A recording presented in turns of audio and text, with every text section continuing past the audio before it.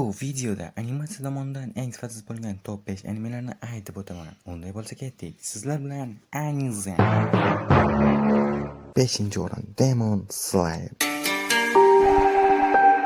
Yo'q, uzr. Bu shunchaki taqqoslash, ya'ni hozir aytib o'tadigan top 5 ta animelarim shu Demon Slayer bilan taqqoslanadi. 5-o'rin Tesla eslatmasi. Bu anime 3D va 2D uslublarni aralashtirishga uringan, ammo natija umuman chiqmagan. Personajlar go'yo eski video o'yin ichidan chiqqandek ko'rinadi. Kamera harakatlari juda ham g'alati. Shu sababli tomoshabinlar uni ko'p tanqid qilgan.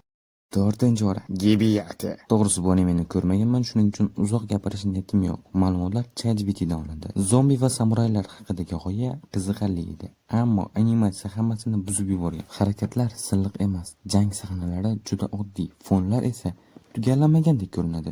Я вообще не понимаю. Chunmi? 3-o'rin Yetti o'lim gunohlari 3-fasli. Oldingi 2 faslni Aber Pintures ishlangan va animatsiya juda sifatli, ammo 3-fasldan boshlab loyiha studio Dean hamda Mary Jack qo'liga o'tdi. Natijada jang sahnalari va animatsiya sifati keskin pasayib, muxlislar umidsizlikka uchradi. 2-o'rin Berserk. Berserk mangasi afsona hisoblanadi, lekin anime versiyada arzon 3D ishlatilganligi sababli janglar jonli chiqmagan, personajlar harakati qotib qolgandek ko'rinadi. Shuning uchun muxlislar bu moslashuvni qabul qila olmagan.